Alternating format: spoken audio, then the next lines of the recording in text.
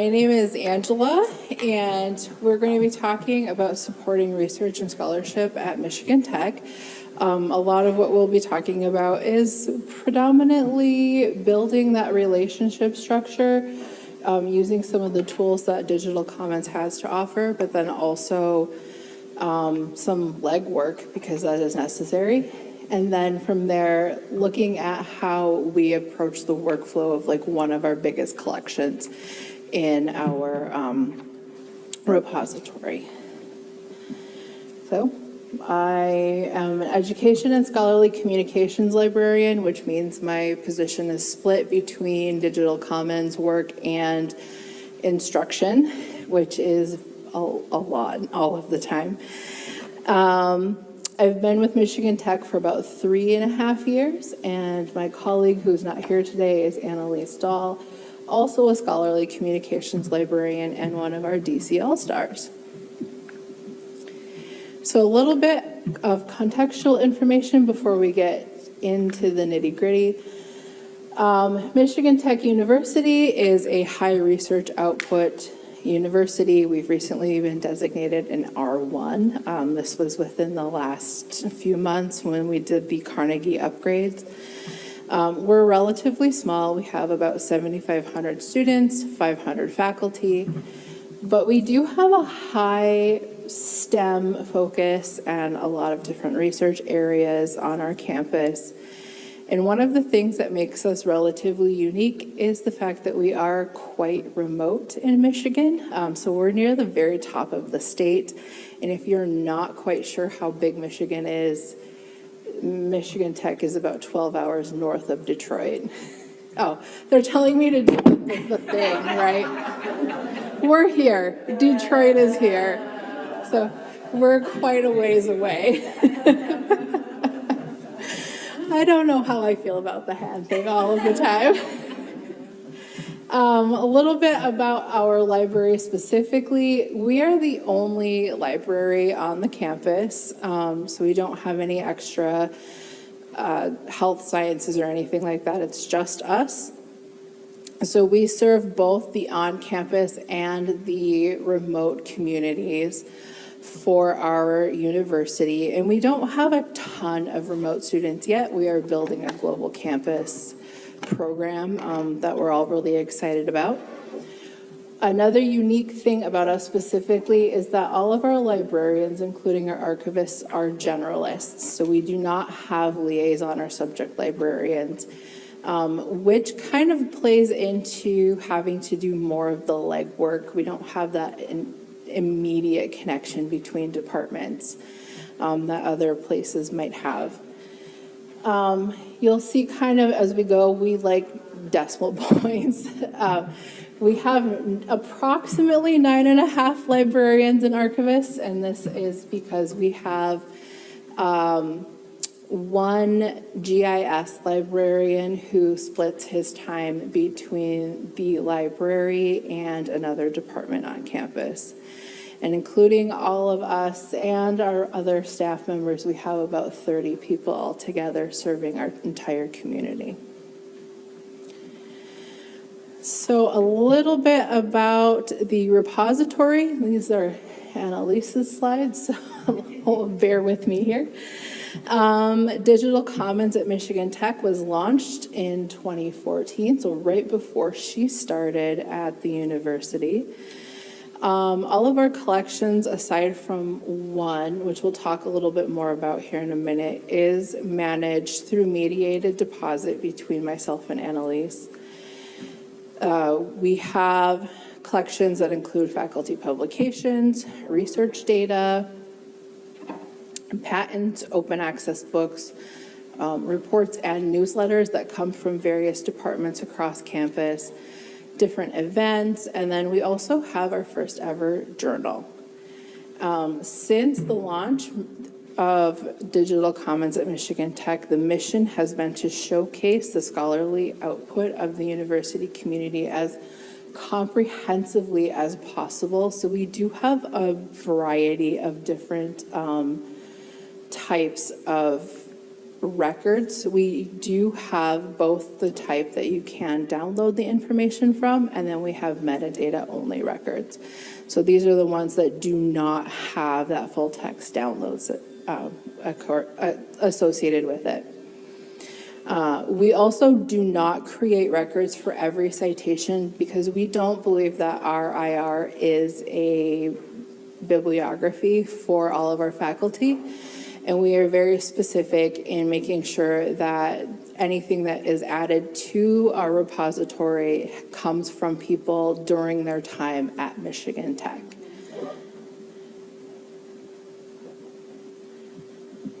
So I'm going to talk a little bit about kind of relationship building with relation to using the tools in Digital Commons. So one of the things about using Digital Commons as our IR platform is that there are a lot of really nice tools, obviously, that make it easier for us to do some of the work. The dashboard and actually really the emails and the metadata are extremely handy. Being a STEM institution, our faculty really like numbers.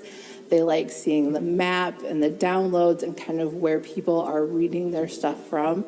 And they will take that information and put it into their tenure and promotion packets.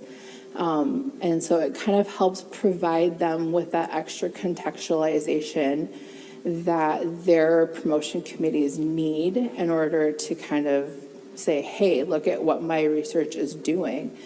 So that's really great. And one of the ways that we do that is actually by including those author emails in the record metadata.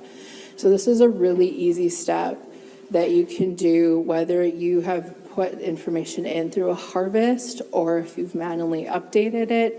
And what happens is those faculty authors get notifications that their work has been added to Digital Commons. But then they also get those readership emails, and those readership emails are what they look for every month. They're super excited about seeing the impact that their research has. And like, honestly, the emails are kind of like a bonus outreach for us. We've done very little work, and it's just pushed out that this exists to them. Harvesting tool, I'm kind of surprised I haven't heard more people talk about this, but this is an amazing function of Digital Commons and probably my favorite thing to use. I'm very glad that I've come in at a point when this actually exists. But because we're very STEM heavy and we harvest from both PubMed and Scopus, we're able to get a lot of material from those two platforms into the IR with very minimal work, which has been fantastic. We don't rely on faculty to email us. We tell them, hey, we've got your stuff here already. And they're often really surprised at how much is already in there. And majority of them are extremely excited to know that they have a whole little profile on Digital Commons already waiting for them. And then finally, SEO, search engine optimization. While that's not really a tool necessarily within the platform itself, we are very cognizant about making sure that all of that stuff is filled in either on the configuration pages or in the metadata records. Because at the end of the day, we want to make sure that if people are searching for Michigan Tech related research, that they're able to access that easily. We don't want our repository to be hidden. One of our biggest referrers is still Google. And so we know that having that SEO updated and kind of filled in as best that we can is going to make it a lot easier for them to find us. So we don't rely only on tools to do the relationship building. We do have to do a little bit of that legwork. So as I said before, we don't have subject librarians, so we don't have that immediate connection across campus. Instead, we have to be a little bit more proactive in what we do. So one of the things that we do is we do face-to-face meetings with students, faculty, and staff. If they're on campus, if they're remote, we obviously work with them on Zoom. And these are kind of more reference interview type sessions. They're very short, usually about half an hour. And what we look to do is just to make sure that we have an understanding of their project and to make sure that Digital Commons is the correct fit for them. And then also, if we can demonstrate some of the flexibility that the platform has for their work. Kind of the other 4 points on the slide are a little more aggressive in tactic.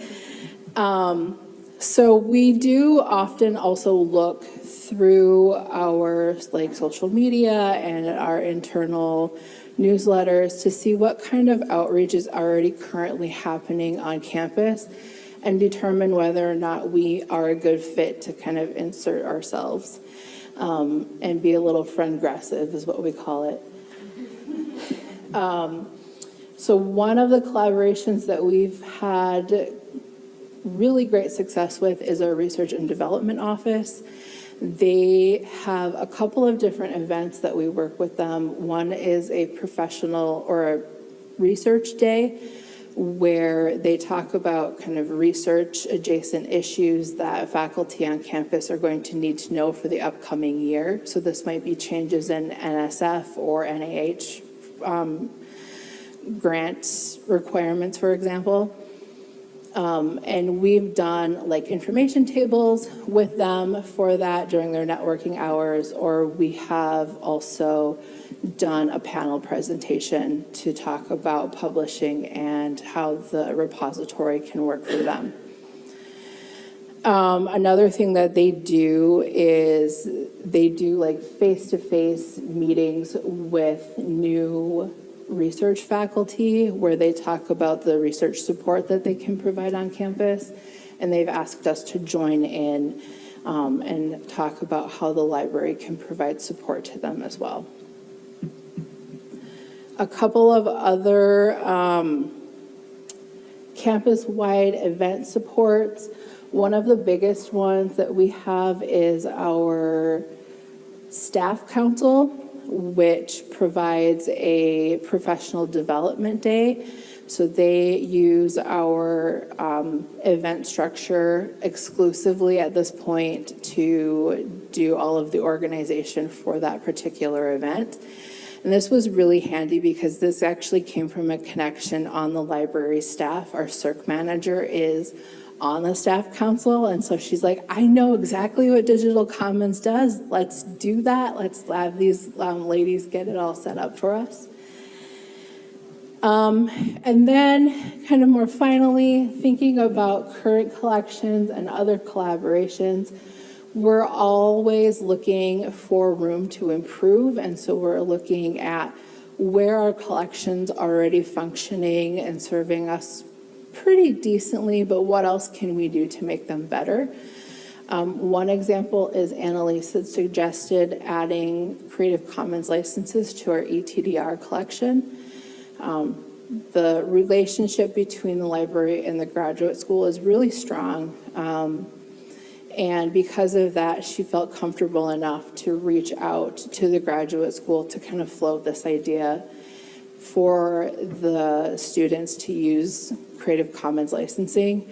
Everybody was on board, super successful, so this is now a really nice service that we're able to provide them. And then other collaborations with faculty, primarily dealing with putting or posting newer works or works that maybe have existed on another repository. So we have one collection, which is our Isle Royal Wolves and Moose reporting.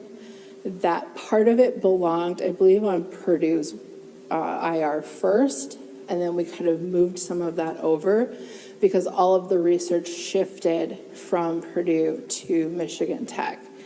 And so we wanted to make sure that that collection had been kept together as best that it could be. And so now we have a full comprehensive, from start to current, of the wolves and moose research that is happening on Isle Royal.